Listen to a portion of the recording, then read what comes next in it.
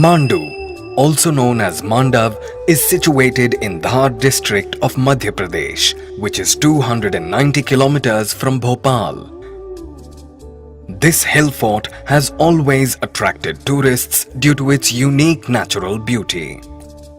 Located on the Vindhya Hill series, the beauty of Mandu reached at its zenith during monsoons, when on all sides it is clothed in green with a number of brooks and torrents rushing down into the ravine.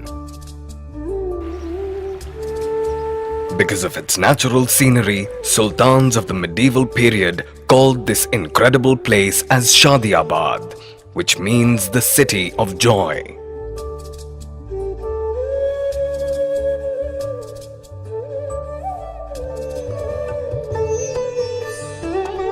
Historians have different opinions about the construction of the fort located in Mandu.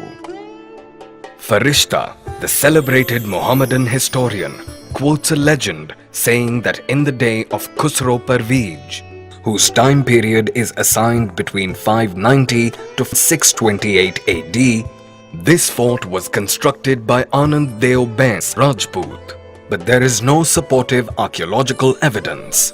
During 10th century, Mandu was probably worked as a frontier outpost of the Gurjar Pratihara dynasty of Kannauj. By the end of the 10th century, when Parmar dynasty was ruling in Malwa, they shifted their capital from Ujjain to Dhar. During the reign of Munj and Bhoj, Malwa region attained a height of power and glory unmatched in the history of North India.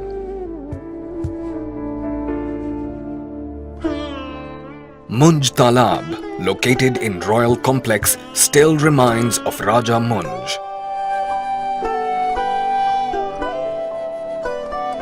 On the other hand, the construction of Lohani Caves and the Sat Kotri Cave are the living examples of an ancient tradition of cave architecture, whose remains still exist at Mandu. At that time, Mandu was so famous that in the year 1227, Shamsuddin Iltutmish and in 1293, Sultan Jalaluddin Khilji attacked Mandu but later concluded it in his empire. During the reign of Muhammad bin Tughlaq, Dilawar Khan Gaur became governor of Malwa, who later declared his independence from Delhi Sultanate and laid down the foundation of the Malwa state. With this, an important chapter begins in the history of Mandu. In the meantime, large quantities of buildings and palaces were constructed. Dilawar Khan Gaur ruled here from 1401 to 1405 AD, constructed Tarapur Gate and Mosque in the royal complex known as the Dilawar Khan Mosque. This mosque made of red sandstone is the earliest Indo-Islamic building at Mandu.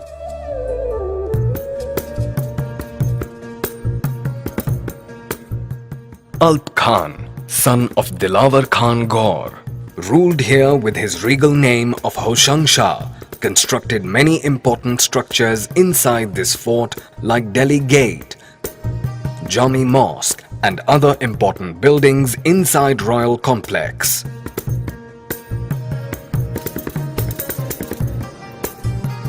Hoshang Shah's tomb is known for its distinctive architecture in Indian history.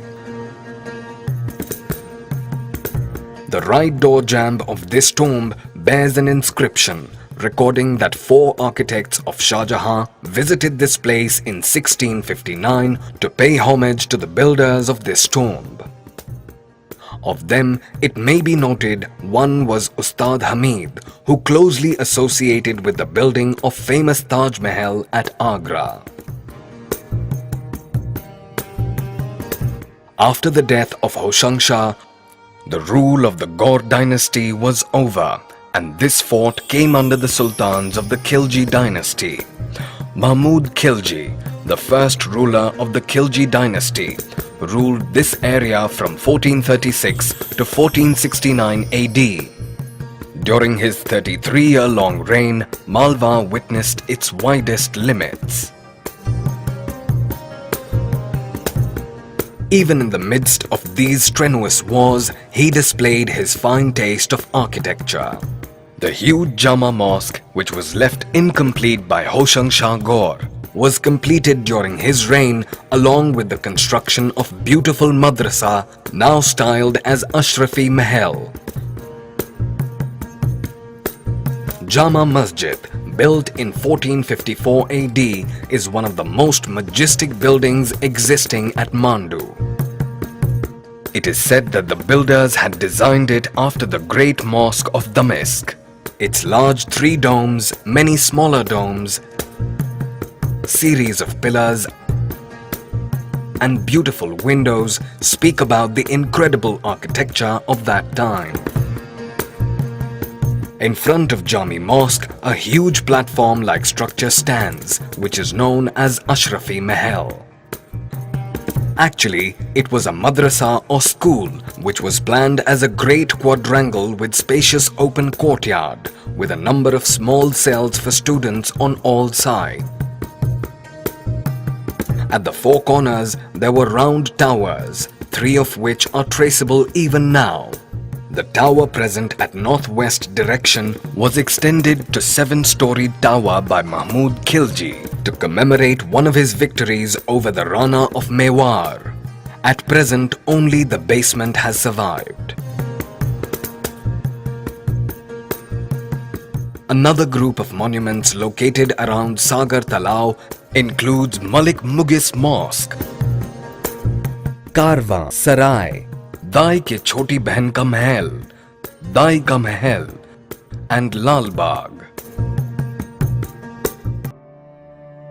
Mahmud Khilji died in 1469, succeeded by his eldest son Ghayasuddin, who built finest buildings of Mandu, such as Jahaz Mahal and Hindola Mahal. Jahaz Mahal was built so artistically on the narrow strip of land between the water of 2 man-made lakes, that is Munj and Kapur Tank.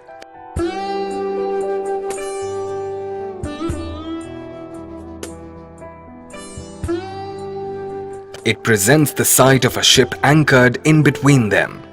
The Mughal Emperor Jahangir has mentioned in his memoirs that during his visit to Mandu, a grand function was held in this palace.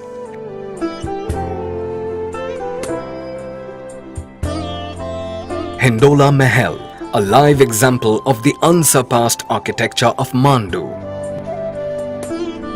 This palace was mainly used as Diwan-e-Khas, means the royal court.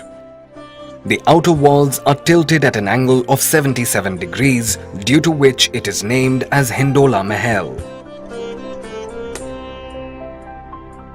Mandu's natural beauty inspired everyone to reside near it and to paint creative art in natural spaces.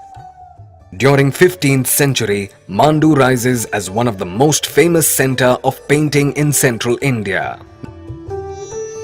During the reign of Mahmud Khilji in 1439-40, an illustrated Jain manuscript, Kalpasutra, originally written by Bhadra Bahu, was prepared. In this manuscript, the events related to the life of Jain Tirthankar Mahavir Swami and Parshavnath are mentioned with pictures. Currently, the original manuscript is preserved at National Museum, Delhi.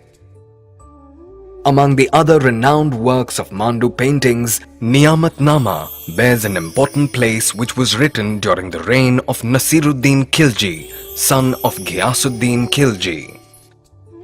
In this manuscript, various types of perfumes, aromatic water, and recipes introduced along with the picture.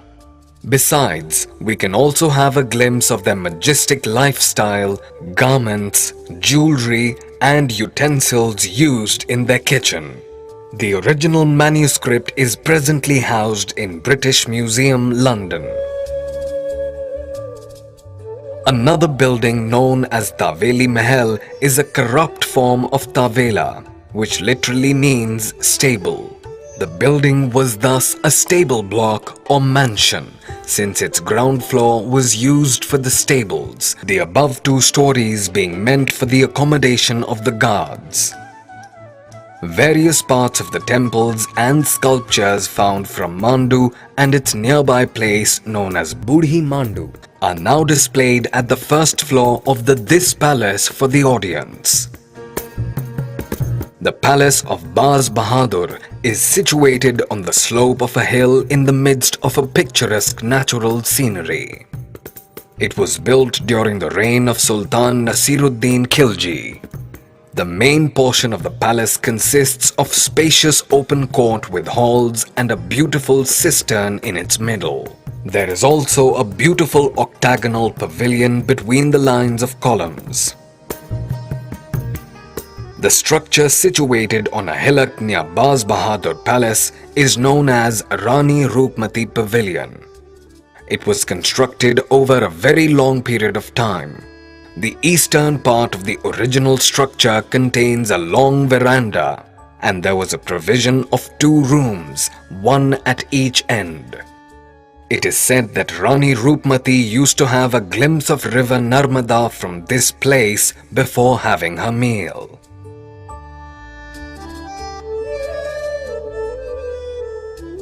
Rewa Kund was built by Jahaz Bahadur for Rani Roopmati. It is believed that there was an ancient Kund here, which was widened and rebuilt during this period. In 1561 AD, Adam Khan, a general of Akbar, invaded Mandu and defeated its ruler Jahaz Bahadur. According to available accounts of that time, Roopmati gave away her life instead of submitting to the might of the Mughals. The love story of Jahaz Bahadur and Rani Roopmati became so popular during their times that it was depicted by the pictographists of not only the Mughals but also those of the subsequent period. This love story became part of the folk legend and passed on from generation to generation by way of oral tradition. And to this day, folk songs are sung and celebrating this eternal love story. Mandu Fort has 12 doors, which are spread across a radius of about 45 kilometers in all 4 directions. Of all these doors, Delhi Gate is considered the main entrance to the fort. Some of the other prominent doors are Alamgir Gate, Bhangi Gate, Rampol Gate, Jahangir Gate, and Tarapur Gate. During his various campaigns, Akbar visited Mandu Fort 4 times. His governor, Shahbudagh Khan, constructed the famous Neelkant Mahal. Jahangir was impressed by the grandeur of this place. Many old structures were rebuilt and revamped, and several new buildings were built during his reign. On the successful campaign of Deccan, Jahangir conferred the title of Shah Jahan to Prince Khurram. The ambassador of the British throne, Sir Thomas Roe, accompanied Jahangir on one of his visits to Mandu. During medieval period, Mandu was a big city, and many lakes, ponds, wells and step wells were constructed from time to time for storage of water. Some of the prominent tanks are Munj Tank, Kapoor Tank, Sagar Tank, and Champa Baudi. Ancient Hindu Baudi, Ujali Baudi, and Andheri Baudi. Mandu finds no mention in the history of the last days of Mughal Empire. The golden age of Mandu ended with the death of Jahaz Bahadur. The later Mughal rulers took scant interest in Mandu, and as a result, this fort lost its importance and prominence. Subsequently, this place got alienated and deserted. Its buildings and structures started becoming dilapidated. In the early part of 18th century, Mandu became part of the Dhar kingdom controlled by the Pawar Marathas. Presently, Mandu has become a popular tourist destination, which is visited by thousands of tourists who come here to revisit the history of the bygone era. There is something mystical about Mandu, which strikes a chord with every traveler who visits here. Tourists are also attracted towards Khurasani Imli apart from its historical monuments.